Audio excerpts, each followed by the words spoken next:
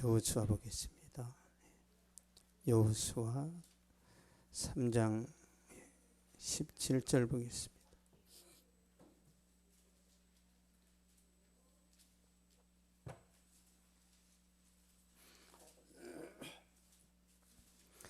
여호수아 3장 17절입니다. 같이 읽겠습니다. 시작. 여호와의 언약궤를 맨 제사장들은 요단 가운데 마른 땅에 굳게 섰고 그 모든 백성이 요단을 건너기를 마칠 때까지 모든 이스라엘은 그 마른 땅으로 건너갔더라. 아멘. 여호수아 3장은 이스라엘 백성이 요단강을 건너 가나안 땅에 들어가는 장면이죠. 이스라엘 백성들이 가나안 땅에 들어갈 때 이제 하나님의 임재를 상징하는 언약궤가 가장 먼저 나아갔죠. 언약궤는 예수 그리스도를 상징합니다. 언약궤가 갈 때 이제 구름 기둥, 불 기둥이 이제 따라가는 거죠. 이것은 가나안 땅 정복 전쟁을 주도하시는 분이 하나님이시다, 그런 뜻이에요. 우리 3절 보겠습니다. 3절 시작. 백성에게 명령하여 이르되 너희는 너희 사람 제사장들이 너희 하나님 여호와의 언약궤 매는 것을 보거든 너희가 있는 곳을 떠나 그 뒤를 따르라. 아멘. 제사장들이 너희 하나님 여호와의 언약궤 매는 것을 보거든 너희가 있는 곳을 떠나 그 뒤를 따르라. 제사장들이 언약궤를 메고 앞서가면 따라가라는 거죠. 제사장의 권위, 제사장에게 주어진 이 권위는요, 그들 개인의 능력, 그들 개인에게서부터 나오는 어떤 힘이 아니라 언약궤로부터 나옵니다. 언약궤. 그래서 언약궤를 메고 가는 제사장들에게 순종하는 것은 하나님께 순종하는 것이 되는 거예요. 그래서 제사장이 하나님의 말씀을 전할 때 그 말씀을 순종하는 것은 하나님께 순종하는 것이고, 제사장이 전하는 말씀을 불순종은, 그러니까 하나님께 대한 불순종이 되기 때문에 문제가 생기는 거죠. 그러니까 물론 단서는 있어요. 제사장이, 목회자가 하나님의 말씀에 근거해서 전한다. 반드시 순종해야 됩니다. 근데 목회자가 자기 개인적인 생각을 전한다. 그건 순종하면 안 돼요. 그 하나님의 뜻이 아닙니다. 그래서 말씀을 봐야 되는 거예요. 지금 저 메시지가, 저 설교가 하나님의 뜻에 근거한 것인지 그 목회자 자신의 생각인지 이걸 분별해 내야 돼요. 무조건 순종한다고 복을 받는 게 아니에요. 그래서 말씀을 봐야 되고, 그래서 하나님의 은혜가 뭔지 그 중심을 잡아야 되는. 만약에 그런 기준이 없는데 이상한 목회자를 만났다. 그 인생 망하는 거예요. 그 목회자, 잘못된 목회자도 문제지만 생각 없이 쫓아가는 것도 문제죠. 자기 잘못이에요. 우리 어떤 식당에 가서 밥을 먹는데 음식이 상했네. 그러면 나와야죠. 돈 내서 돈이 아까우니까 나는 끝까지 먹을 거야. 그래서 식중독 걸리는 거죠.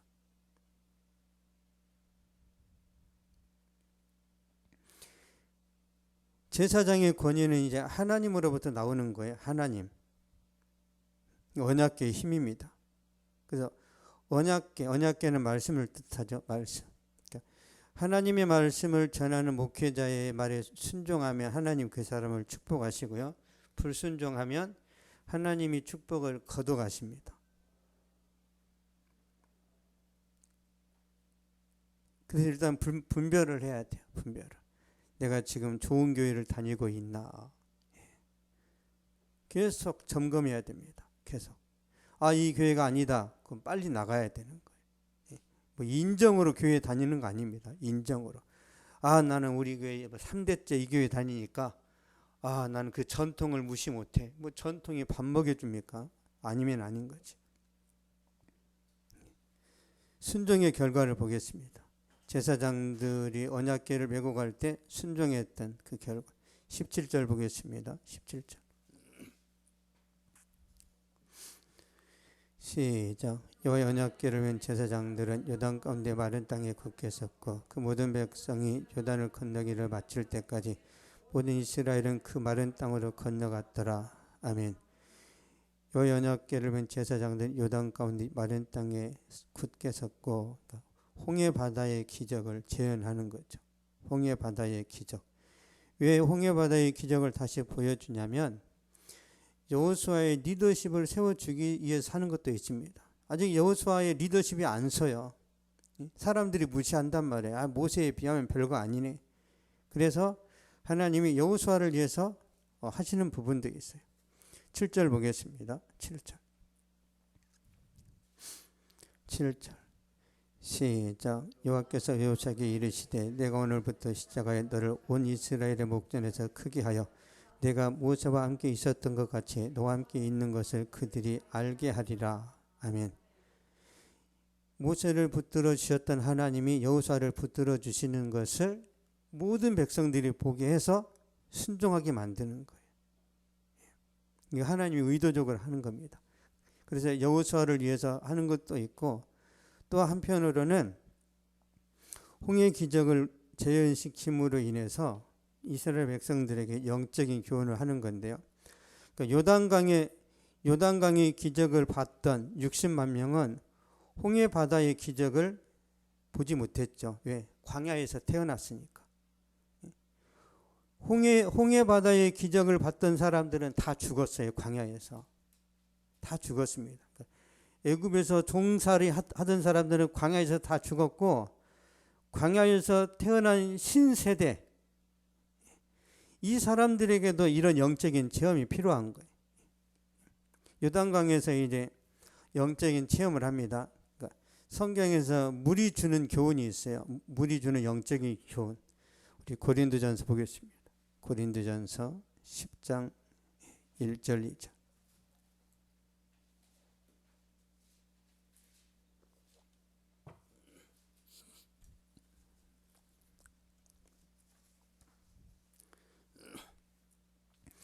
(274페이지입니다) 신약성경 274페이지 고린도전서 10장 1절 2절 시작. 형제들아 나는 너희가 알지 못하기를 원하지 아니하노니 우리 조상들이 다 구름 아래에 있고 바다 가운데로 지나며 모세에게 속하여 다 구름과 바다에서 세례를 받고. 아멘.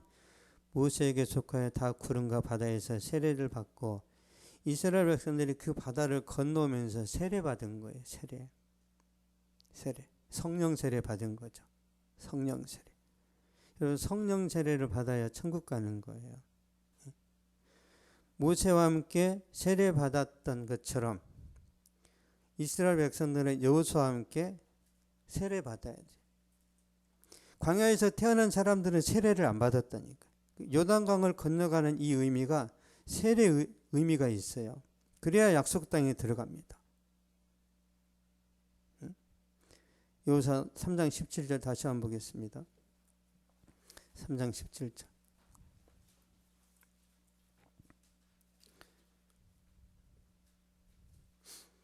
시작. 여호와의 언약궤를 맨 제사장들은 요단강 가운데 마른 땅에 굳게 섰고 그 모든 백성이 요단을 건너기를 마칠 때까지 모든 이스라엘은 그 마른 땅으로 건너갔더라. 아멘. 모든 이스라엘은 그 마른 땅으로 건너갔더라. 약속의 땅에 들어간 거죠. 약속의 땅은 천국을 상징합니다. 천국. 그래서 천국에 들어가려면 죄를 씻음 받아야 되니까 홍해 바다에서도 죄 씻음 받는 그런 의미가 있고, 요단강도 마찬가지. 그래서 요단강의 의미가, 요단강에서 세례를 많이 줬잖아요. 예수님도 거기서 세례를 받으셨죠. 요단강. 요단강 건너간다, 그건 죽음을 의미하기도 해요. 죽음. 죄 씻음 받아야 천국 가는 거죠. 그런데 천국에도 보면 바다가 있어요. 바다가. 보겠습니다. 요한계시록 4장 보겠습니다. 요한계시록 4장 6절.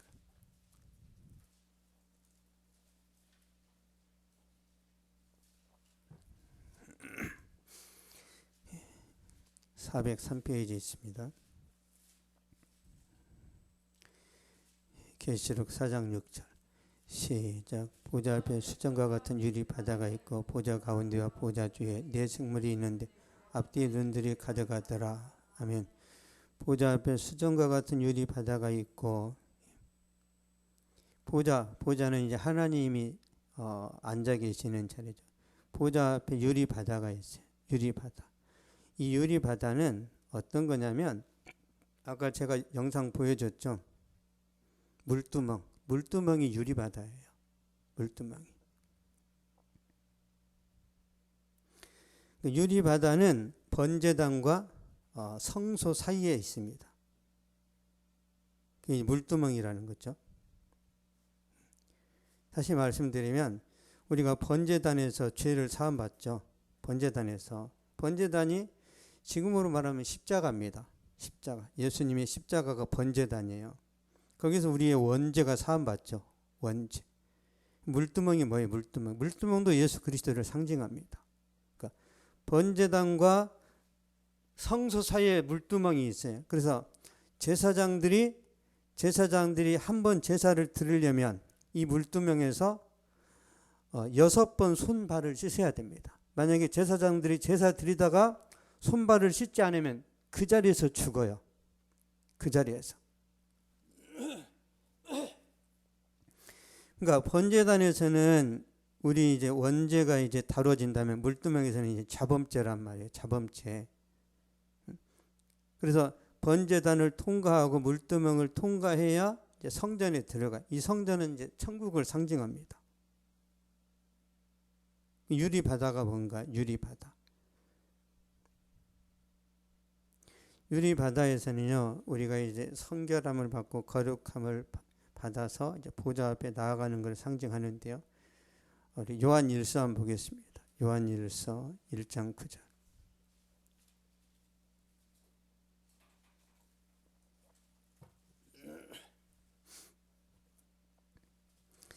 요한일서 1장 9절. 388페이지 있습니다. 시작. 만일 우리가 우리 죄를 자백하면 그는 미쁘시고 이로우사 우리 죄를 사하시니 우리를 모든 불의에서 깨끗하게 하실 것이요. 아멘. 만일 우리가 우리 죄를 자백하면, 여기서 우리는 누구예요? 우리 그리스도인을 말해요. 사도 요한과 더불어서 예수 믿는 모든 사람들을 말합니다. 우리가 우리 죄를 자백하면, 회개하면 무슨 죄예요? 이미 예수 믿었는데 자범죄를 말하는 거예요. 자범죄. 예수 믿은 사람도 계속 매일 죄를 범하죠. 매일. 우리는 죄를 떠나서는 살 수가 없어요. 예수 믿고 나서 나는 더 이상 내가 죄를 범한 적이 없다. 그 사람이 이단이에요. 저와 여러분은 그냥 본능적으로 죄를 범하게 돼 있어요. 본능적으로. 그래서 예수님 영접하면서 우리가 죄사함을 받았지만 매일매일 살아가면서 범하는 죄가 있죠. 이건 우리가 매일 회개하면서 죄사함 받아야 되는 거예요. 매일. 만약에 회개를 안 하면 주님과의 관계가 단절돼요. 그래서 그 기쁨과 감동과 은혜가 고갈돼 버려요. 구원 받았는데 그냥 세상 사람처럼 힘들게 살아가는 거죠. 너무너무 지치고 고통스러운데 그래도 하나님의 자녀이기 때문에 하나님이 죽기 전에 또 회개를 시키세요. 죽기 전에 회개를 시키시고 뭐 사고를 통해서 또 회개를 시키시고, 그래서 하나님이 자기 백성은 반드시 그 사람을 이제 천국으로 데려가시는 거죠. 맞다고 하네요, 저게. 이해되셨죠? 그러니까 원죄와 자범죄를 용서받아야 천국에 가는 거예요. 그러니까 그래서 베드로가 이제 그런 질문을 하죠, 예수님께. 예수님이 이제 제자들의 발을 씻어 준다고 하니까, 주여 내 발뿐 아니라 손과 머리도 씻어달라고 하니까 예수님이 뭐라고 하죠?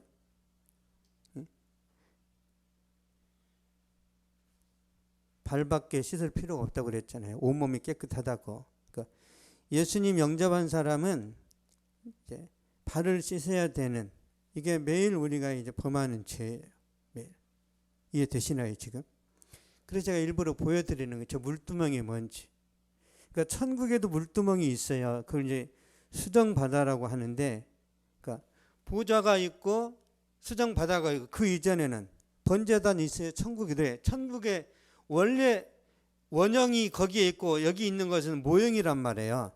이스라엘 백성들이 모세가 만들었던 것은 모형이에요. 실제는 천국에 있어요.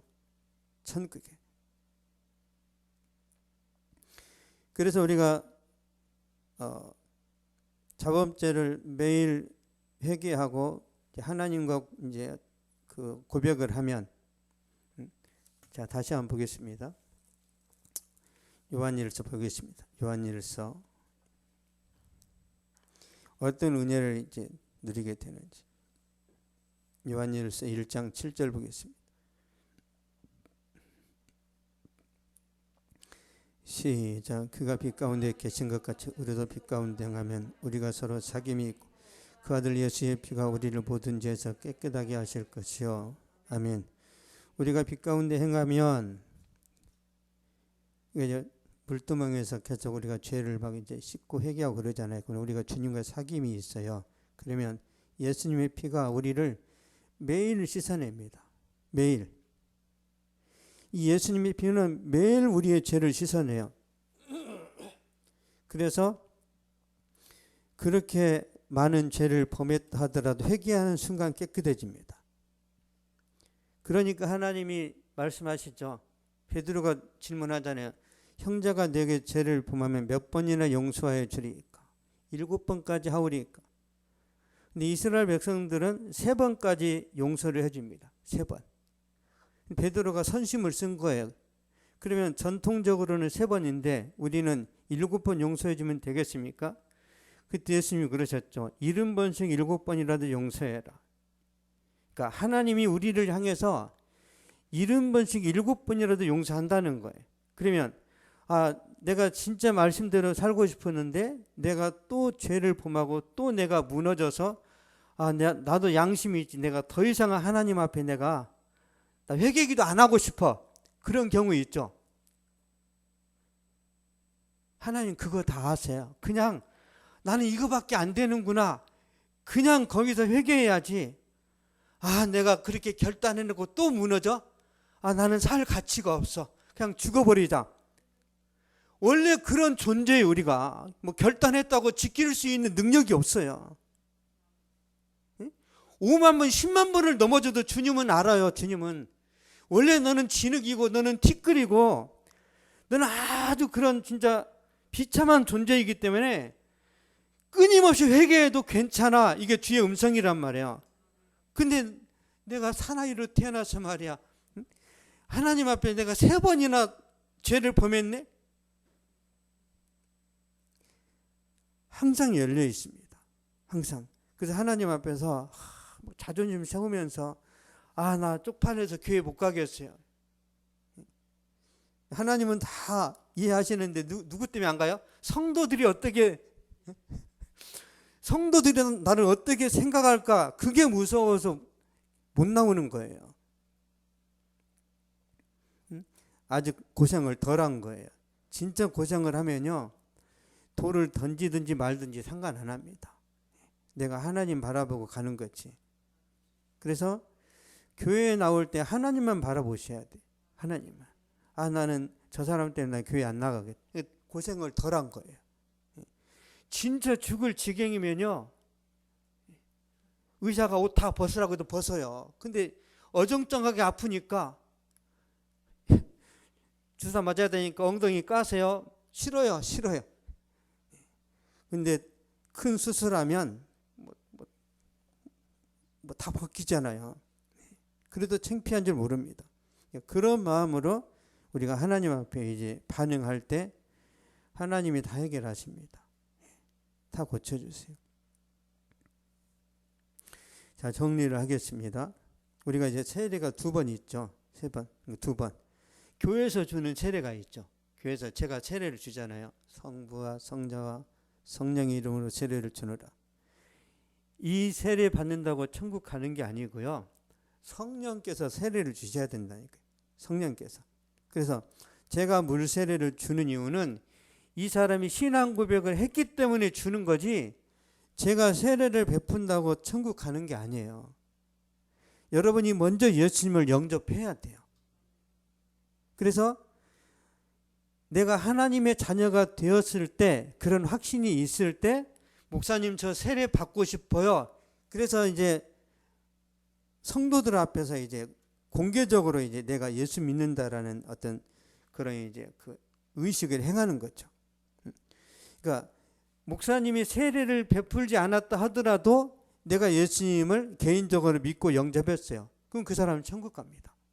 근데 교회에서는 세례를 받았는데 성령께서 내 안에 들어오시지 않아서 그 사람 지옥 갑니다. 이해되셨죠? 사도행전 2장 보겠습니다. 사도행전 2장 38절.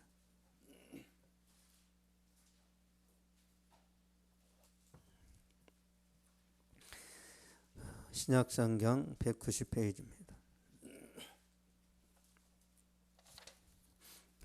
신약성경 190페이지.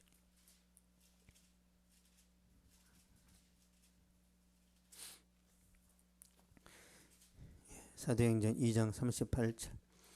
시작. 베드로가 이르되 너희가 회개하여 각각 예수 그리스도의 이름으로 세례를 받고 죄사함을 받으라. 그리하면 성령의 선물을 받으리니. 아멘. 예수 그리스도의 이름으로 세례를 받고 죄사함을 받으라. 예수 이름 믿고 예수님 영접하면 성령이 들어오시는 거죠. 죄를 고백하고 예수 이름 믿으면 성령을 이게 성령 세례예요.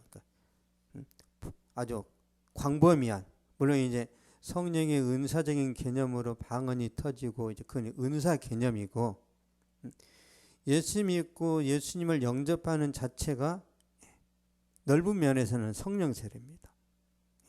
그런 사람은 다 천국에 가는 거죠. 만일 교회에서 주는 물 세례는 받았는데 예수님 인격적으로 만나지 못했다, 문제가 되는 거죠.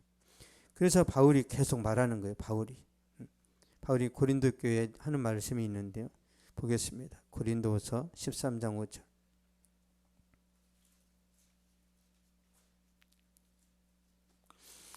300페이지입니다. 신약성경 300페이지.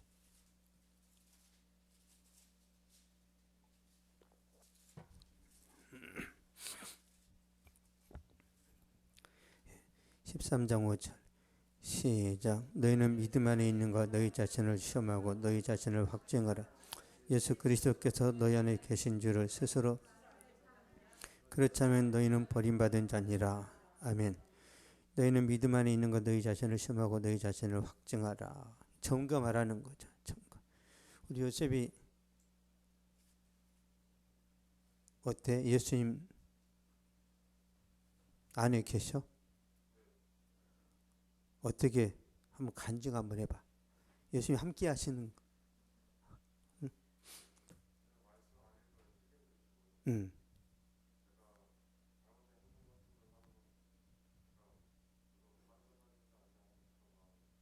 찔림을 주신다. 또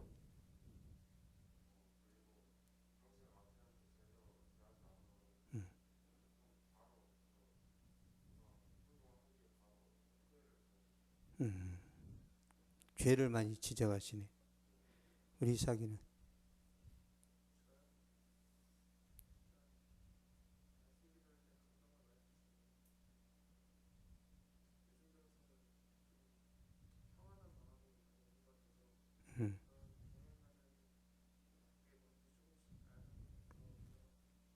동행하는 게 뭔지 알겠다.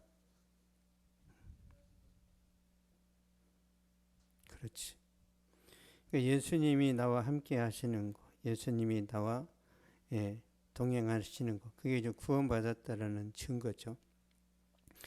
예수님을 영접하지도 않았는데 동행하실 수는 없는 거죠. 그래서 사도 바울이 고린도 교회가 굉장히 타락했어요. 교회 안에서 막 근친 상간도 있고, 뭐 동성애도 있고, 법정 소송도 있고, 뭐 나는 바울파다, 나는 뭐 개바파다, 파벌 싸움도 있고. 고린도 교회가 초대교회 때 가장 심각한 문제가 있는 교회. 그러니까 여러분 초대교회로 돌아가자. 한번 돌아가 보세요. 고린도 교회로. 사람들이 뭘 모르고 계속 초대교회로 돌아가자 그러는데 초대교회가 우리의 모델이 아니에요. 교회가 시작되는 단계잖아요.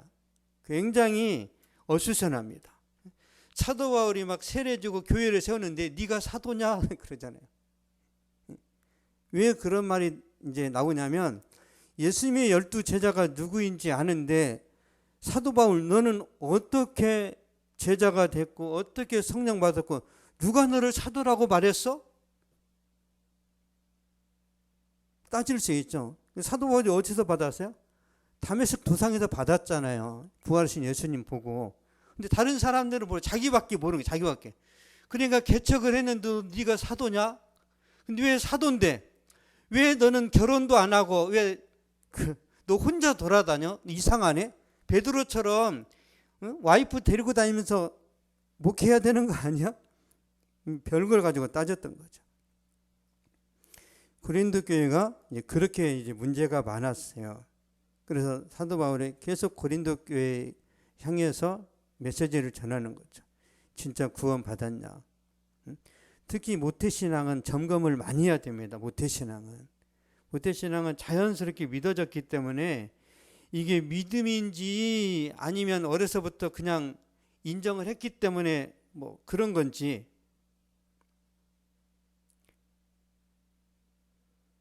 그래서 모태신앙은 주님과의 어떤 더 뜨겁고 간절한 만남이 필요한 거죠. 진짜 예수님 영접했는지 진짜 성령께서 내 안에 계시는지 이것을요 끊임없이 점검해야 됩니다. 끊임없이. 그러니까 점검하는 것이 믿음이 없는 게 아니에요. 더 구원의 확신이 강해집니다. 여러분 목회자도 마찬가지예요. 목회자도 내가 구원 받았는지를 먼저 점검을 해야 가르치죠. 내가 은혜를 누리고 있는지, 내가 성령 충만한지 먼저 내 자신을 점검해야 가르치죠. 나 과거에 뜨거웠었으니까 이제는 뭐 그냥 되는 거 아니야? 여러분 그렇지 않습니다. 이번에 월드컵 보니까 우크라이나에 카반이라든지 또 누구죠? 그 잘 차는 애 있잖아요. 수아레스. 완전 이번에 제 기능을 못 하잖아요. 나이가 들고 순발력이 떨어지니까. 신앙생활도 마찬가지예요. 나 과거에 정말 뜨거웠었는데. 여러분 계속 뜨거워야 됩니다. 그러니까 우리의 신앙은요 나이가 들수록 더 성숙해지고 더 풍성해지고 더 깊어져야 돼요. 신앙은요 나이가 들수록 좋아져야 정상입니다. 왜 그러냐면 젊은 날에는 내가 집착하는 게 많아요. 외모도 집착하지, 또 스펙도 쌓아야 되지, 여행도 해야 되지, 할 게 많아요. 나이 들수록 하고 싶어도 힘이 없어. 힘이. 그렇죠? 그래서 바라볼 게 주님밖에 없어. 힘이 없으니까. 나이 들수록 믿음이 좋아진다니까요. 나이가 80인데도 막 육체미 하면서 20대 30대랑 그 활기차게 노는 할아버지들 있죠. 정신 나간 거. 아이고. 허장강 씨. 그 배우가 왜 갑자기 죽은 줄 알아요? 젊은 애들하고 축구하다가 바로 죽어서 심장마비로. 나이에 맞게 운동해야 된다니까. 20대 30대처럼 운동하면 죽습니다. 60 넘어가면 걷는 게 운동이에요. 막 턱걸이하고 큰 어떤 바벨 들면 안 돼요. 20대 30대부터 계속 해온 사람은 50대 되어도 할 수 있습니다. 단련이 됐으니까. 근데 갑자기 60 넘어가지고 남들 운동하니까 나도 해야지. 큰일 납니다. 저도 걷기만 해요. 걷기. 요즘 뛰는 것도 힘들어요. 하루에 2시간씩 걷습니다. 2시간씩. 구원의 확신을 저는 항상 점검합니다. 진짜 내가 구원 받았나. 의심한다는 게 아니에요. 더 신앙을 더 견고하게 뿌리 내리는 거죠. 예수 믿고 구원받은 사람은 그 누리는 은혜가 있어요. 그게 이게 아까 말했던 물두멍, 이제 유리바다 이걸 말하는 거예요. 계속 주님 앞에 회개하고 또 거룩해져서 주님과 교제하는, 그래서 삶 속에서 주님이 나와 동행하신다. 그 은혜가 있으면요, 우리가 죽어서 천국 가는 것은 당연한 겁니다. 근데 예수님 영접했는데 삶 속에서 주님과의 교제도 없고 누림도 없고 이게 맥이 끊어져 있다. 그러면 진짜 내가 예수님을 제대로 영접했는지 이걸 확인하라는 거예요. 사도 바울이. 너희는 믿음 안에 있는가 너희 자신을 시험하고 너희 자신을 확증해라. 그러니까 예수 믿는 사람들한테 나타나는 증상이 있단 말이에요. 잘못하면 찔림이 있어요. 찔림. 내가 마태한테 저러면 안 되지. 내가 뭐 10,000원 때문에 양심을 속이면 안 되지. 그러면서 이걸 손해 보더라도 하게 되어 있는 거예요. 왜냐하면 저와 여러분의 양심은 하나님 편입니다. 하나님. 그래서 우리 양심이 하나님의 확성기라고 그랬어요. 확성기. 이 양심으로 하나님 말씀하신다니까요. 양심으로. 오늘 나 교회 안 가고 어디 놀러 가야지. 그러면 양심이 뭐라고 그래? 양심이 뭐라고? 이삭. 예배 안 드리고 다른 데 가서 어떻게? 너 돌에 맞아 죽는다. 그런 감동이. 신학생 정도는 너 돌에 맞아 죽는다. 그 정도 감동이 와야 돼요. 물론 새신자들한테 하나님이 그런 부담 안 주세요. 새신자들한테는. 근데 믿음 있는 사람들이 주일날 제끼고 어디 간다. 크게 다칩니다. 크게. 그래서 예수 믿는 사람은 그냥 재미로 뭐 타로점을 본다든지 아니면 절에 가가지고 뭐 자연을 구경하면서 뭐 합장을 한다든지 하나님이 영원히 합장시켜 버립니다.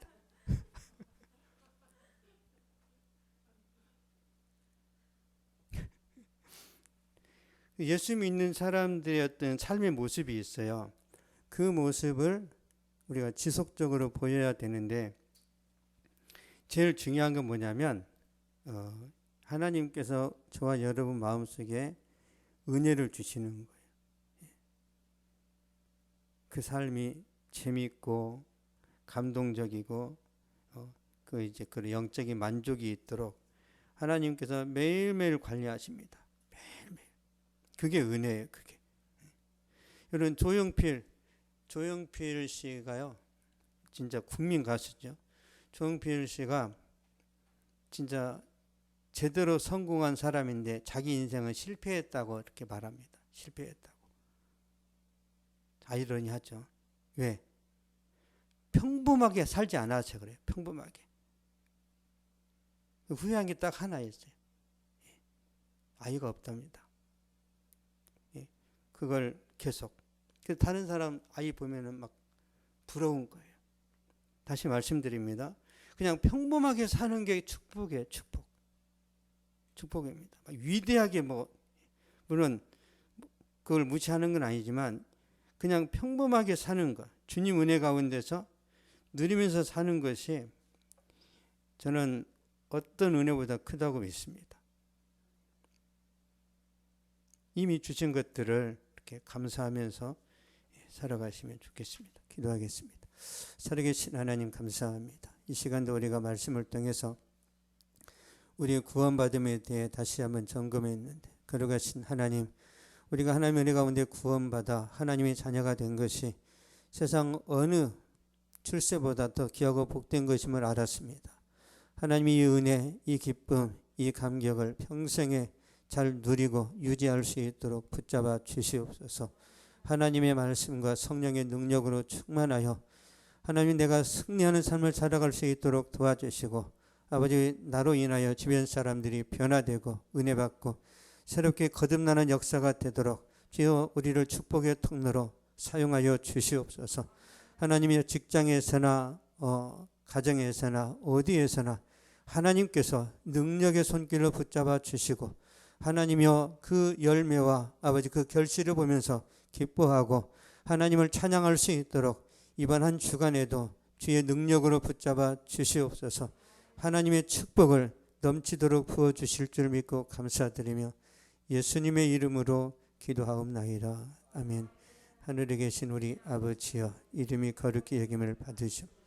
나라가 임하옵시며 뜻이 하늘에서 이루어진 것 같이 땅에서도 이루어지이다. 오늘 우리에게 일용할 양식을 주시옵고 우리가 우리에게 죄진 자를 사하여 준 것 같이 우리 죄를 사하여 주시옵고 우리를 시험에 들게 하지 마시옵고 다만 악에서 구하시옵소서. 나라와 권세와 영광이 아버지께 영원히 쌓옵나이다. 아멘. 신 곳에서